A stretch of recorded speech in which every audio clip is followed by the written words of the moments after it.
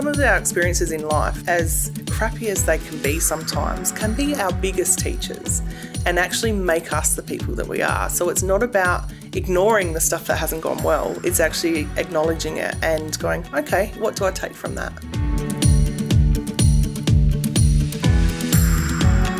Welcome to episode 173 of Be The Drop, a weekly interview podcast sharing stories from people who inspire and motivate others to help you learn how to tell your story.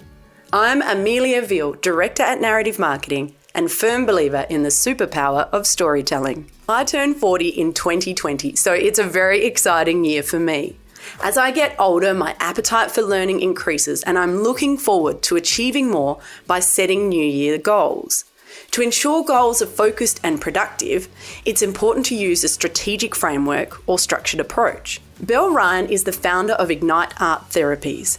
As a leading art therapist and creative facilitator for more than 15 years, Bel has extensive experience in supporting individuals and teams to be the best they can be. In January, Bel is holding an event called Create Your 2020 Vision to provide clarity and connection to your vision and help make your dreams a reality. In today's episode of Be The Drop, Bel discusses the importance of honestly assessing your current state, the good, the bad, and the ugly, before moving forward. She reflects on the importance of reflection and provides helpful tips and techniques for identifying and engaging with your New Year goals. This is Be The Drop, Goal Setting with Bel. As we tick over into a new year and the beginning of a new decade, I would like to extend my sincere gratitude and thanks to each of you for supporting this podcast. It's hard to verbalise how much it means.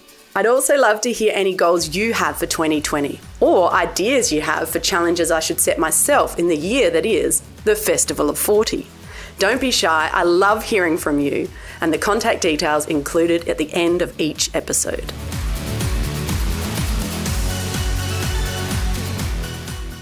Bel, thank you so much for joining me for our next episode of Be The Drop. Thank you for having me. This is a very special episode. We're not going to go into the full about you and your art therapy and the amazing things you do just yet. Listeners, you're going to have to wait. Bel's full episode will be coming up in a few weeks. But because today is the 30th of December, 2019, we're very excited about getting ready for 2020. And so Bel's going to share some tips with us about how to set your vision for the new year. So Bel, why do you think this is something that people should consciously do? I think the beginning of any new year or it could be a month, it could be a new day, it could be anything, is a time to reset. And I know that the end of the year and tomorrow on New Year's Eve, there's just something that changes and shifts for people. So it's like a reset and a start of the year. I love New Year's and I love lists and resetting and setting goals. So for me, I really embrace the idea of getting ready for and taking stock of 2019 and looking forward to 2020. Now, 2020 is a very exciting year for me. I turned 40 in February. So that's exciting. It is exciting. I'm very excited. So it's going to be a really big year for me. And also I really love the symbolism of the fact that 20 plus 20 equals 40. And I turned 40. I don't know much about numerology, but I really quite like the symbolism of that. And also I'm excited because I know that turning 40 is something that's supposed to be dramatic, and potentially particularly for women as we age and the looks that we had, start to change. But for me, I actually think it's the complete opposite. I'm so excited because, in my 20s, I used to think I knew stuff and that, other people didn't understand, elder people didn't understand, parents, or maybe that was more teenage years. But now that I'm 40, I realize I don't know things and that I've got so much to learn, and that is really exciting for me. It is really exciting. And I think for me, turning 40 was great. And it was one of those things that something just shifted because it's like another decade. Yeah. And so it was like a reset and a restart. And I was at a function the other day and we were talking about that because one person had just turned 40 and there was 2 50-year-olds and they're like, wait till you turn 50. So I was like, I can't wait to that now. I know, and it used to be that 40 was so old. Yeah, definitely. Or 50, whoa. Yeah. I know, and then you get there and you go, what? I don't feel much different. But anyway, okay. So we're going to share some tips for listeners to have a think about what they might want to reset, what they could reflect on, and how can we sort of structure this process. So you've got a session coming up on the 18th of January, which is a full day session, is that right? Yes. Where you help people set their vision for 2020. Now, obviously in today's episode, we're not going to be able to cover that much, but I thought maybe, some of those concepts that you'll be covering, we might be able to share some insights from that. Yeah, definitely. So on the 18th of January, the first thing that we'll be doing is symbolically having a look at how am I right now? Because we need to acknowledge that rather than start with, here's my vision, these are my dreams, do my vision board, all of the stuff that sort of happens. So one of the things that's really important is, first of all, just to go, okay, how was 2019? How am I feeling in myself? And how are my relationships? What's happening in my world? And that's the good, the bad, and the ugly. Because when we have a look at that, then we can look at, well, what have I learnt? What do I want to let go of and what do I take into 2020 with me? So that's what we'll be doing first. And then having a look at, okay, well, we have dreams, we have aspirations, we have everything that we want to do, but what gets in my way? Because sometimes that's ourselves, sometimes it's circumstance, sometimes there's lots of other things happening. And so when we have a look at that, then we can work out, well, what do we do with that block or that barrier in the way? And then how do we actually get to where we want to get to? And so that's what that day will be. It'll be fully hands-on and for people to sort of explore that. But I think it's not just for people on that day. These are questions that people should reflect on and might be useful to have a look at. Am I feeling pressure that I need to do a certain thing? Do I have an inkling and an instinct that I want to be doing something else? What is that? What actually gives me joy? What do I like? What don't I like? And how do I actually work that out for myself? And how do I feel better about life and what I want? And it is so powerful. I think we really underestimate, that first step that you're talking about, reflection, the good, the bad, and the ugly. And I was recently at a meeting with Behind Closed Doors, which is a female network that I'm involved in. And we did that. We went around the room and we had to articulate it. So it wasn't like someone said to us, oh, just reflect. Because that's fine. But if you keep it internal and obviously use art therapy, so people are actually having to put onto paper or, create using any sort of art medium, what that reflection is. Yeah. So, if people are, if listeners could do that through art version or at least articulate it, have that conversation with someone else, I found that incredibly powerful because it wasn't just a brush over reflection. I had to tell the story of the good, the bad, and the ugly and looking backwards. And at the end of that process, it's like, oh, wow, I actually felt quite a good sense of accomplishment. Like, I achieved some great things whilst also recognizing some things I wanted to change and milestones I didn't meet or, things like that. But that actual articulation, and so it was a room, like there was about 8 of us in the room. And so I had to be really honest, and we've got a relationship with those 8 women in that room that's the style. We bring our true selves to the table and it's behind closed doors so that what we talk about in that room stays there. But an incredibly powerful experience. There's something really powerful about doing this type of thing with other people as well, like being witnessed in it and seeing what other people have, because that reflects ourselves as well. There'll be certain things. So I did a workshop about a month ago and it was so interesting. Like one of the participants had chosen a giraffe, which sounds a bit random, to represent something in their world. And so they were exploring that. And at one point they just went, I've got it. A giraffe just needs to be a giraffe. It can't be anything else. So this moment, and everyone sort of laughed and we joked about the giraffe, but that really hit home for about 5 people in the room. And I was one of them because that person had acknowledged that for themselves, but what other people reflect to you is actually really important as well. So it can be great to do things in a group. But also it's about acknowledging it for yourself and being honest with yourself. And I think that's exactly right. And for me, the other women in the room were very open and honest and allowed that level of vulnerability to express and explain that.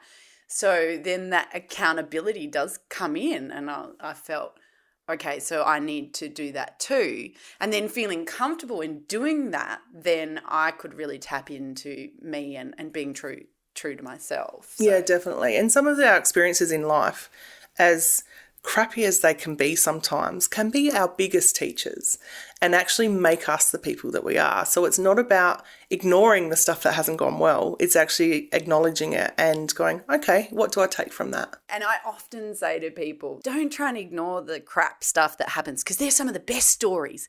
Think about the stories you tell. You tell the really fun, great things and then the really crappy things, because they're those standout moments. And if we only had, medium sort of day-to-day stuff, then we wouldn't have very good stories. Yeah. And I love stories. And life is the whole spectrum. It's the good, bad and ugly. And then the next step you were talking about was those barriers in the way. So can you give me a little bit more context about that? And for listeners, how would they think about that and approach that? How might they be able to sort of overcome some of those? Yeah, so sometimes it might be your thought processes. We have such an internal dialogue in our mind, and I don't know about you, but my brain can work a bit overtime sometimes and be really hard on ourselves.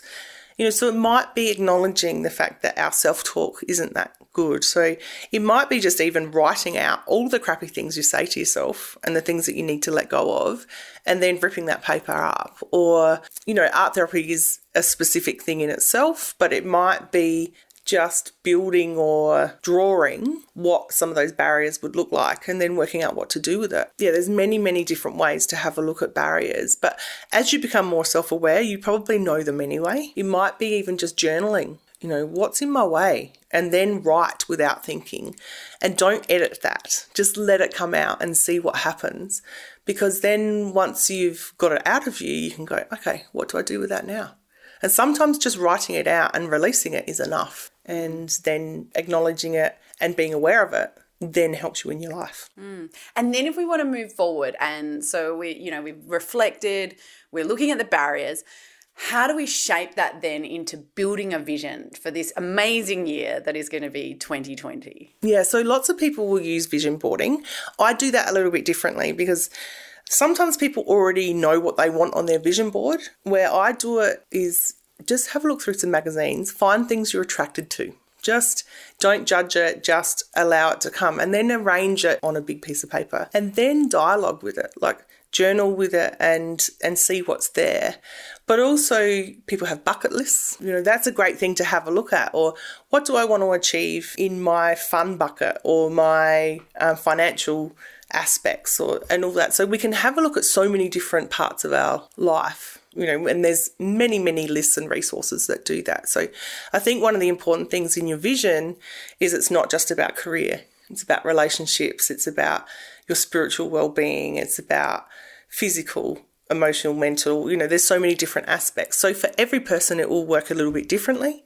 So do what works for you. There's no rules really. Don't just think about it. I think there's something very powerful in writing something down or drawing it or creating it. Of course, I'm a little bit biased towards that bit, but there's something about putting it somewhere or telling somebody. So then you can get excited about it and make it clearer for yourself. Yes, well, and because 2020 is, for me, the festival of 40, so I've given the whole year a name. The whole year. The festival. I know. I mean, I only turned 40 once, but it's within that whole year, right? I like to do things big. But so I'm creating a festival of 40, and what I'm setting for myself, and I've started documenting this out, and I'll make sure that by the time we, roll into January 2020, I've got it written down because I 100% agree. I need to have things in writing. And then I tell people, like all of my listeners on the podcast. Yes. But every month I am going to, so for 12 months of the year, I'm going to make sure I do one dedicated thing that is in trying to, celebrate the Festival of 40. And for me, that's professional development. Education is a key part, but not just professional development. One of the things I want to do is really get better at meditation, because I need to carve a bit more space in my constant go. So a range of different things that I'm going to do. February is the month that I turn 40, so that's just party, basically. That's the fun bit. that's the real focus, party month. And then, but building these in. So I'm literally going to set myself this goal of one thing a month that is about something that's going to expand and provide personal business growth for me. So it will be a definite mix of them both. Yeah, definitely. And I think one of the things to ask yourself is, who do you want to be? How do you want to feel? What experiences do you want to have? And what do you want to be connected to? And, for every person that will be different. But what are your values? What do you love? And what doesn't serve you anymore? And reflect on that for 2020. Oh, that's good advice. Well, Bel, thank you so much. I'd love to hear from listeners, how they go about and what sort of visions and goals they set, because I think it's a really positive and uplifting and fantastic experience. Yeah, definitely. I think we can never reflect too much, and the new year is a great time just to reset, recalibrate, and look at what you want to dream about. Yeah, well, cheers to 2020. Yeah, definitely. Thanks for joining me for another episode of Be The Drop. Don't forget to subscribe in order to ensure you never miss out on one of our weekly episodes. Be The Drop is produced by Narrative Marketing, where we believe that stories connect individuals and that powerful storytelling can positively impact the world. To unleash your storytelling superpower, visit narrativemarketing.com.au or check out our social links in the show notes. To contact me directly with any specific comments you have, you can email me via amelia@narrativemarketing.com.au. And don't forget that whilst a task or challenge may seem overwhelming, a waterfall begins with one drop. And look what comes from that.